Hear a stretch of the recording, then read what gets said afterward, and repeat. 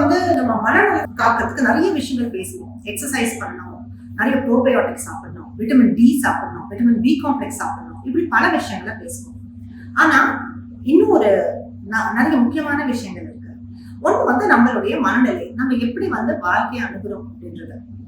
இப்ப நன்றி, கிராட்டிடியூட், இது எவ்வளவு பேர் வந்து யோசிச்சு பார்க்கணும். எப்ப பாருங்க நீங்க எப்படி இருக்கீங்கன்னு கேட்டா ஏதோ இருக்கேங்க அப்படின்னாங்க. ஏங்க அப்படி சொல்றீங்க அப்படி கேட்டா, ஐயோ எனக்கு என்னங்க இவ்வளவு கடன் இருக்குது, என் பையன் வந்து நான் அடுத்த வருஷம் காலேஜ் போறான், அதுக்கு ஃபீஸ் கட்டணும், எனக்கு வந்துட்டு அவ்வளோ ஒரு ஹெல்த் ப்ராப்ளம்ஸ் இருக்குது, இந்த மெடிசன் எடுத்துட்டு இருக்கேன் அப்படி இப்படின்னு பண்ணுவாங்க. சரி, ஏதாவது ஒரு நல்ல விஷயம் தான் நடக்குதா உங்க வாழ்க்கையில அப்படின்னு கேட்டா ரொம்ப யோசிக்க வேண்டியதா இருக்கும். இது வந்து ஒரு ஆக்சுவலி நன்றியற்ற மனநிலை.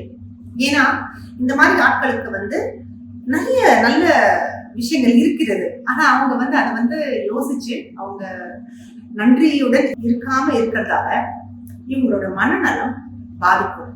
ஆமாங்க, கிராட்டிடியூட், அதாவது வந்து நன்றியுடன் இருத்தல் அப்படின்ற ஒரு விஷயம் வந்து நம்ம மனசுல மட்டும் இல்ல, நம்ம மூளையில நிறைய வந்துட்டு இந்த மாறுதல்கள், அதாவது வந்து இந்த ரசாயன பொருள் மாறுதல்களையே ஏற்படுத்தி நம்மளுடைய ஸ்ட்ரெஸ்ஸை குறைக்கிறது, நம்மளுடைய ஃபீல் குட் ஃபேக்டர் சொல்றோம் இல்லையா, செரட்டோனின், அதை வந்து இம்ப்ரூவ் பண்றது, அதுவும் இந்த மன உளைச்சல், மன பதட்டம், மன சோர்வு போன்ற நோய்கள் வராம இருக்கிறதுக்கான ஒரு தடுப்பு சுவராக இருப்பது. இது எல்லாமே வந்துட்டு அறிவியல் பூர்வமாக சான்றுகளோடு கண்டுபிடிக்கப்பட்டுள்ளது.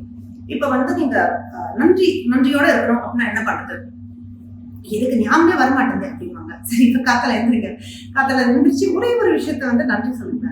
இப்ப வந்து நான் காத்தால எழுந்திரிச்சு ஃபர்ஸ்ட் திங் நான் பண்ணது வந்து பல் வளர்க்கறதுக்கு வந்து பிரஷ், டூத் பேஸ்ட் எடுத்துட்டு போனேன், தண்ணி எடுத்து பல் வளர்க்கினேன். அப்புறம் தான் நான் யோசிச்சேன், இப்போ ஆப்பிரிக்கால நிறைய கண்ட்ரீஸ்ல வந்துட்டு தண்ணி கூட இல்லை. ஆக்சுவலா ஆப்பிரிக்கா வரைக்கும் போடுறாங்க. மெட்ராஸ்லயே வந்து நான் சின்ன வயசுல ரொம்ப தண்ணிக்காக ரொம்ப கஷ்டப்பட்டிருக்கோம். அதனால தண்ணியோட இம்பார்ட்டன்ஸ் தெரிஞ்சுக்கணும் நான்.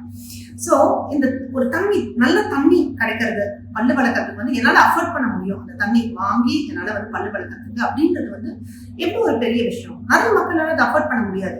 ஆனா இது வந்து நான் ருட்டீனா பண்ணிட்டு இருக்கேன். எப்பறம் அதை வந்து நான் வந்து அதுக்காக தனியா நன்றி சொல்லிடுறேன். ஸோ இன்னைக்கு அதை பத்தி ஒரு நன்றி சொன்னேன்.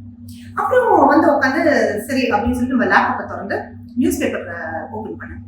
அப்ப நான் யோசிச்சேன், நிறைய பேர்களுக்கு வந்து கண் இல்லாம இருக்காங்க. நிறைய மக்கள் வந்து கண் இல்லாம பிறக்கும் போதே கண் இல்லாம இருக்கலாம். அதுக்கப்புறம் அவங்க அதுக்கு ஏற்ற மாதிரி சில சூழ்நிலையிலையும் சரி, அவங்க இதுலயும் மாறுதல்கள் செஞ்சு ஒரு மாதிரி பிரெயின் இந்த மாதிரி விஷயங்களை படிச்சு அவங்க வாழ்க்கையில எவ்வளவு பிஹெச்டி எல்லாம் பண்ணி வேலை செஞ்சிருக்காங்க. அப்படி இருக்கும்போது கண்கள் இருப்பதையும் அதை வந்து அதை யூஸ் பண்றையும் நான் இவ்வளவு நாள் வந்து இதை பத்தி யோசிக்கவே இல்லை. ஒரு ஆட்டோ பைலட்ல இதை வந்து ஐ டுக் இட் ஃபார் கிராண்டட். இன்னைக்கு மட்டும்தான் வந்து ஓ அப்படியா அப்படின்னு சொல்லிட்டு நம்ம கண்கள் இருக்கிறது எவ்வளவு ஒரு நல்ல ஒரு பெரிய விஷயம். அது எவ்வளவு ஒரு டூருக்கு போனோம்னா நல்ல ஒரு கிரீனரி எல்லாம் பார்த்து என்ஜாய் பண்றது, இதெல்லாம் வந்துட்டு கண் இல்லாதவர்களால செய்ய முடியாது.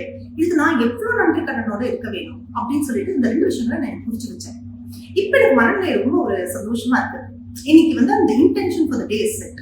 இந்த ரெண்டு விஷயங்கள் என் மனசுல திரும்பி வரும். எதுக்காக இன்னைக்கு நான் நன்றியுடன் இருக்க வேண்டும் அப்படின்னு சொல்லிட்டு இதே மாதிரி டெய்லி ஏதாவது ஒரு விஷயம், சின்ன விஷயமா தாங்க இருக்கலாம். இப்ப வந்து உங்களுக்கு ஃபார் இன்ஸ்டன்ஸ் உங்களுடைய கணவரோ மனைவியோ உங்களுக்கு பிடிச்ச ஒரு விஷயத்தை செஞ்சு கொடுக்குறாங்க, உங்க பிறந்த நாளுக்கு உங்களுக்கு பிடிச்ச ஒரு கிஃப்ட் கொடுக்குறாங்க, அது எவ்வளவு பெரிய விஷயம். ஸோ அந்த மாதிரி விஷயங்களுக்கு ஒரு நாளுக்கு ஒரு விஷயத்தை யோசிச்சு நன்றி சொல்லுங்களேன். ஒரு ஜேர்னல் மாதிரி மெயின்டைன் பண்ணுங்க. அதாவது ஒரு நூல் மாதிரி வச்சு டெய்லி எழுதலாம், இல்லாட்டி கம்ப்யூட்டர்ல கூட எழுதி வைக்கலாம். இது உங்களுடைய மனநிலையை தெளிவாக மாற்றக்கூடிய சக்தி உடையது. ட்ரை பண்ணி பாருங்க.